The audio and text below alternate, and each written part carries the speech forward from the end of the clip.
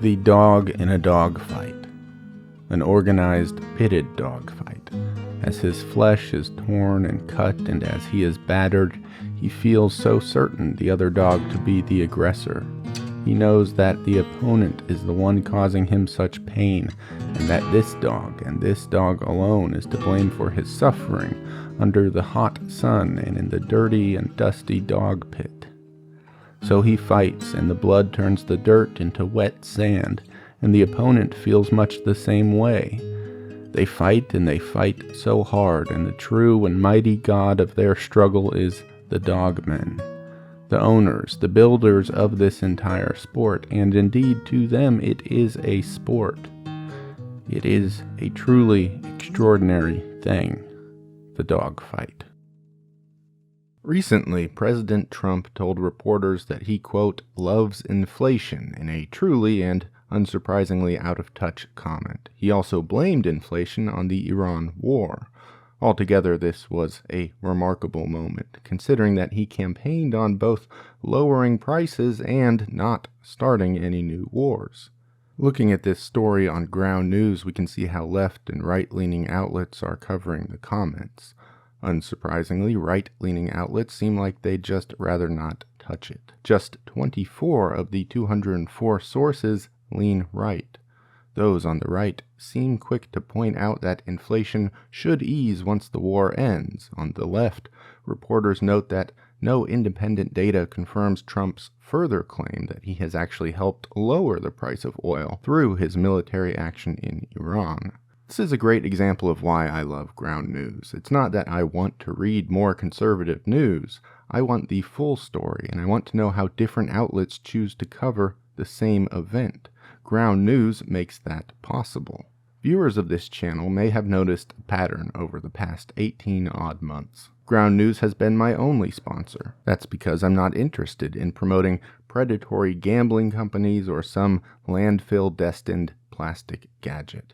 I genuinely believe in the work that the team at Ground News is doing, and I believe more people should be using the service. Unlike other platforms, they don't push or suppress stories to influence your perception of the world. Their platform prioritizes giving readers full transparency on today's issues by pulling in the world's perspective on them, providing sources' history of failing fact checks, and even who's benefiting from you believing their version of the story.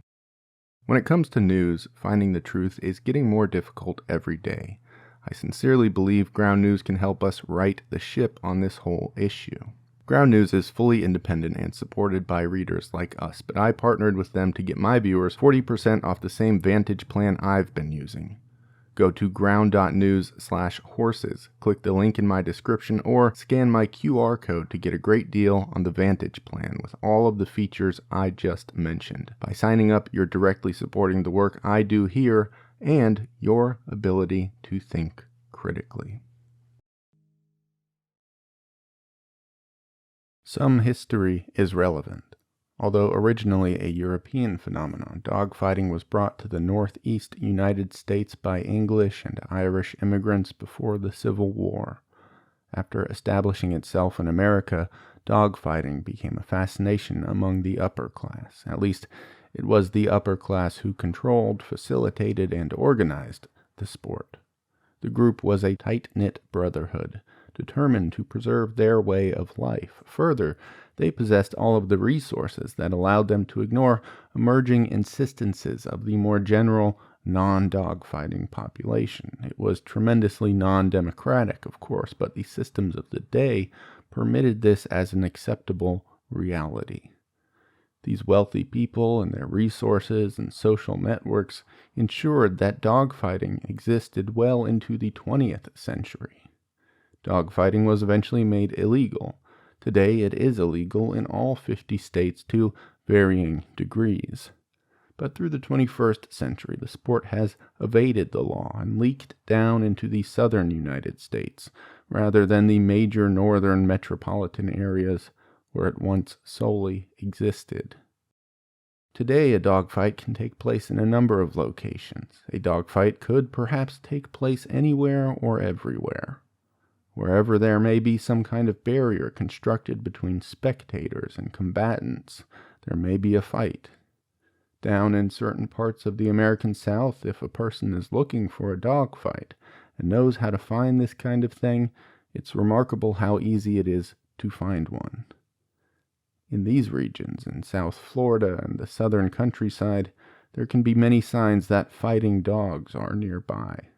Some are quite obvious. You may see half a dozen American Pit Bull Terriers chained to fences outside on one single property. Those dogs may have scars or cuts. They may be physically imposing if they are combatants, or frail if they are warm-up dogs. There are two less obvious signs. Outdoor treadmills, large separated feed tubs, heavyweight collars on the dogs, makeshift treadmills kept outside, folded tarps, or large rolls of chicken wire. It's easy enough to spot a fighting dog. These dogs are usually quite friendly towards people, and rather their fixation and vigilance is displayed only towards other dogs. Dogmen and handlers are insistent that fighting dogs be amiable towards humans, so that bending the animal to his will becomes much easier. Indeed, this bending to will is the very foundation upon which dogfighting is built.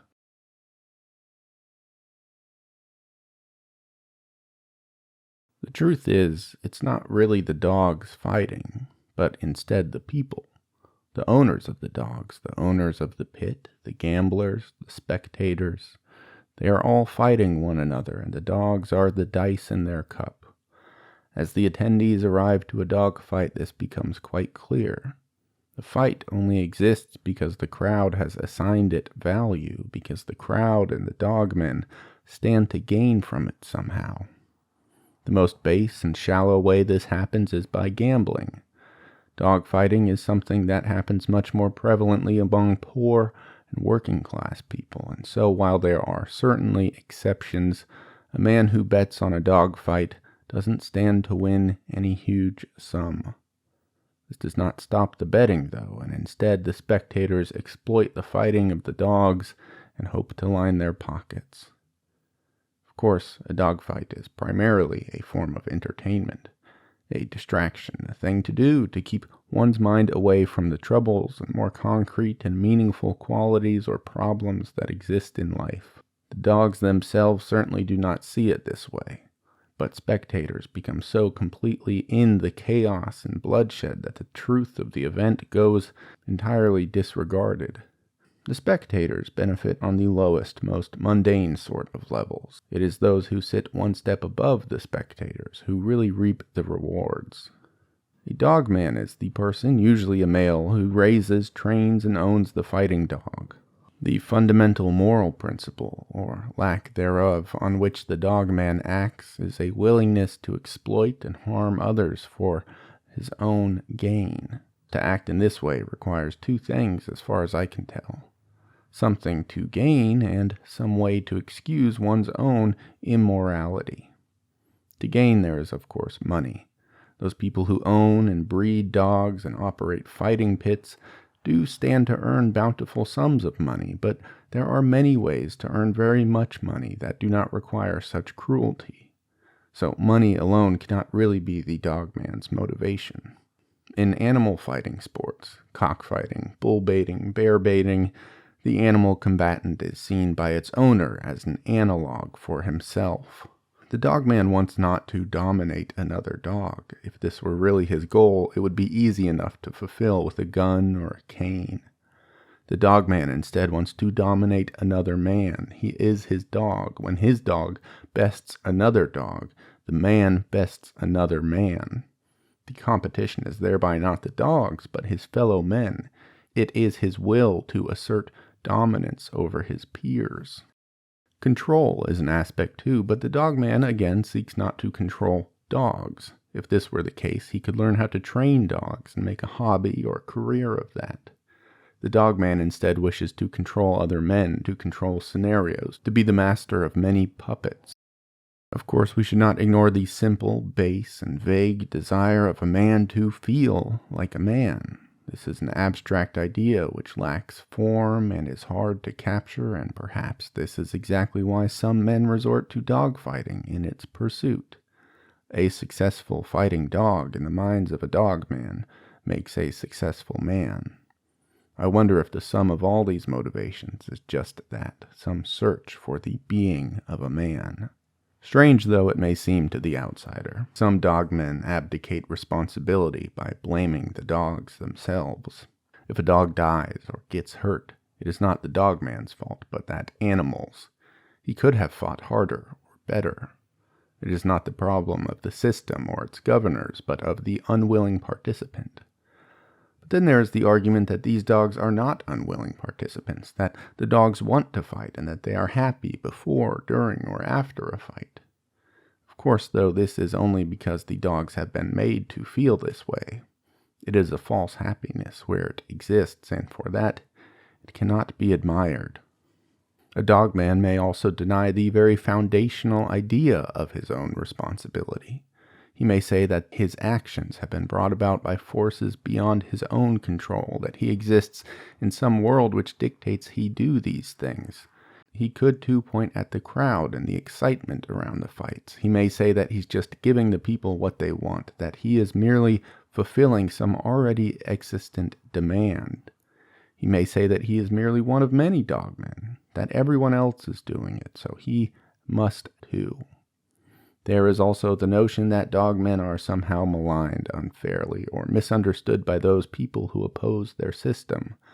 They say that dogs are naturally matched, that the system is fair, or that dogs don't have to participate if they don't want to.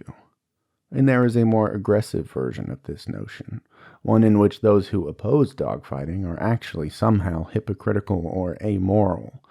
They note the popularity of human combat sports, or they assert that dogs naturally want to fight, or point to the long-established history of dogfighting.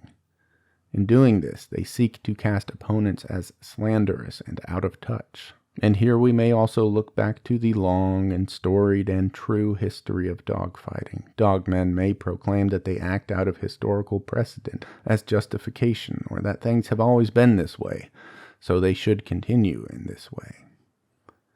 These arguments are both flimsy and predictable. The dogman makes his case like the master defends slavery.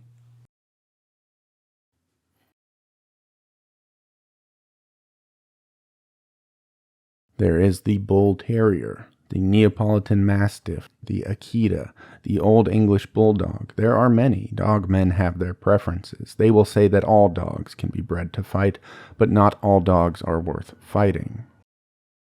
As in many systems which reach far enough into a populace, certain members of that population emerge as uniquely well-suited to that system. These individuals, these dogs, of course, stand above. The result, however, is not the preservation of their well-being or development of their excellence, but instead the rewards go to those who sit at the top of the dogfighting system, while the excellent individuals simply remain in churn. These dogs, these so-called excellent dogs, are rewarded only by more battle. Still, though, these dogs are not born fighters. Even those breeds and individuals which emerge as fighting favorites were not really put into existence as violent attacking creatures. Instead, this population is molded over time, shaped by the meddling of their ostensible caretakers. Weak dogs are not permitted to breed. Strong dogs are forced to breed, made to be raped and rape bitches. Over time and through this unsubtle manipulation, the system of dogfighting forces its so-called excellent dogs into existence. Breeding alone is not enough. It is true that violence is a natural quality in the world, and dogs can be bred to be more violent, but a dog must also be trained to be a fighter. It is common to practice dogs on live bait, including rabbits, cats, or smaller dogs. These may be tethered or set free to face the prospective fighter. Dogmen may tape these animals' snouts shut to avoid them hurting the dog. These bait animals can be stolen, caught in the wild, or adopted under false pretenses from local shelters. Fighting dogs are raised and conditioned to violence. They are beaten and antagonized to encourage aggressive reactivity. They may be given steroids. Dogs may be drugged and have had and have their jaws held open by metal devices while the dogman sharpens its teeth to points. A dog may be starved before fights to increase aggression or to make the animal leaner so its skin and flesh is harder to grab. The training of a fighting dog emerges as a mixture of underhanded, violent, and quite dishonorable. And yet somehow dogmen do tend to boast about their training regimens and the rigor of it all, and they fancy themselves as artists, sculptors, and athletic trainers. It is a remarkable disconnect. There is a quality that individual dogs either have or do not have. That quality is known as gameness. This quality is the most prized quality a fighting dog can have in the eyes of the dogmen. To have gameness is to have the persistence of an unstoppable will, or rather that is how the dogmen choose to frame and glamorize the idea. One old book on dogfighting notes, "The dogfighters, more than anything else, are hero worshippers. They seek through the test of the pit to find the unstoppable dog, the dog within which dwells a mighty force, a will which enables him to push forward, unbroken and unbreakable in spite of pain or injury, to victory or to death. The dogfighters are in the business of creating heroes. They are artists who sculpt in flesh, men who aim by the application of scientific breeding principles to produce Sir Lancelot for real. Characters in a book are fine for timid souls, but not for them. They want heroes that live and breathe and walk on earth." Certainly this is a romantic notion, this idea that the activity of dogfighting is some hard and honest way to build dogs that are profoundly superior to their peers. But of course, we could also see gameness as an unnatural violence which has been artificially implanted into these dogs. The quality of gameness only has value because the dogmen have built an entire system of life around this very quality. After all, consider the dog with the absolute most gameness, and consider him or her removed from the system of dogfighting. It is hard to imagine this dog and all of the gameness that has been put into him serving much of a purpose, but the dogmen do not think about this. Why should they imagine such a destruction of self? Equal and opposite to the quality of gameness is the idea of a dog being a cur. This is more or less a dog that quits. It is a dog distinctly not suited for the dogmen's bizarre and artificial little world. These dogs are disposable. There's nothing the dogman can exploit a cur for, and so by this fault it is useless. This is a strange thing, though. The rules of the game laid out by the owners ensure that every match must produce a loser. Further, a dog suspected to be a cur will not find itself being given second chances. Curs are shot, hanged, electrocuted, drowned, or otherwise killed. And so the system of dogfighting recklessly produces their so-called curs and wastes dogs without remorse or apology. But this raises another interesting question. If the problems with a cur are truly so utilitarian, so limited to a dog being unable to fight, would it not be more sensible to sterilize the dog, to find some other purpose for the animal, some other path through life? Of course it would. But the truth is, the problem with being a cur is not limited to winning or losing fights. Dogfighting is not just a system, it is rather an ideology. The dogmen see themselves in their dog. To win at dogfighting for these people is to win at the game of life. To dominate other dogs is to dominate other men, and to be dominated by another dog is to submit. To be dominated is simply untenable and must be avoided at all costs. So dogs unable to succeed in dogfighting are not simply neutered, rather it is more desirable that they be ejected from life entirely. Even a winning dog, insofar as any fighting dog can truly be a winning dog, is bound to sustain injuries. The system of dogfighting means that even success will bring pain. There is no end to this road, but of course dogmen generally do not take care of their dogs to get the help they need once injured. For some dogmen, battle scars are a thing to be prized and shown off in a sort of outward projection of glory. In the case of severe injury, Dogmen do say that the animals are cared for. They might have pit vets or do vet work themselves, but results are generally poor. Infections abound, bones do not grow properly, parasites slowly kill the animals from the inside. But a dog with a leg that never set properly may still win a battle. A dog with a parasite slowly eating his intestinal lining can fight until that parasite makes his organs fail many months or perhaps years later. In cases of injury, the dogfighting system only repairs wounds insofar as dogs are able to keep fighting.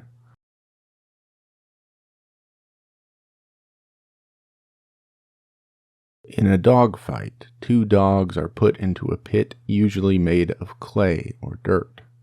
A dogfight has a referee who enforces what little rules attempt to govern the combatants, which is a strange thing considering the ruthless and brutal nature of the event. Whether or not the combatants follow these rules or the referee enforces them with any dedication can vary widely from fight to fight, with little reason beyond personal preference. The dogfight begins with the referee telling the dogmen to pit their animals, which means to release the dogs and allow them to attack. A fight continues until one dog makes a turn. That is, the dog turns the head and shoulders away from the opponent. Once a turn is made, the respective dogmen handle their animals, holding them apart from one another. The dog that made the turn is given the opportunity to cross the center line of the pit within 30 seconds. If the dog does not cross the line, he is the loser. If he does cross the line, the fighting continues until one dog turns again, is too injured to continue, or dies. Fights may last anywhere from a couple of minutes to several hours. For the dog that wins, dogmen may tender rewards, special feeding privileges, or affection, or any other number of things which to the dog itself, under less abrasive circumstances, would appear as merely necessary for life itself. Yet the dog goes on, celebrating its win and its prize because it has been trained to think that these things are not rights or necessary, but instead privileges granted by its master.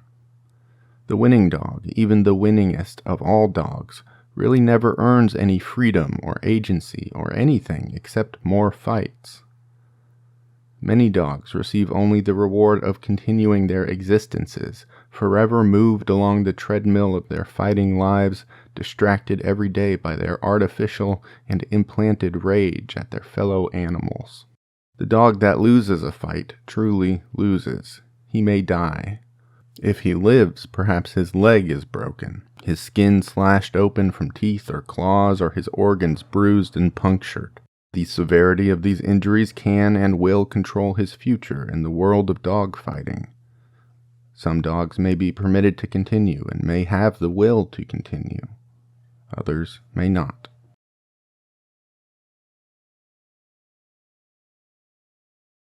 Perhaps the most bizarre part of this entire arrangement is that if the dogs really made up their minds and turned their aggression vertically instead of directing it at one another as they have been taught, it would be well within their abilities to simply kill the dogmen.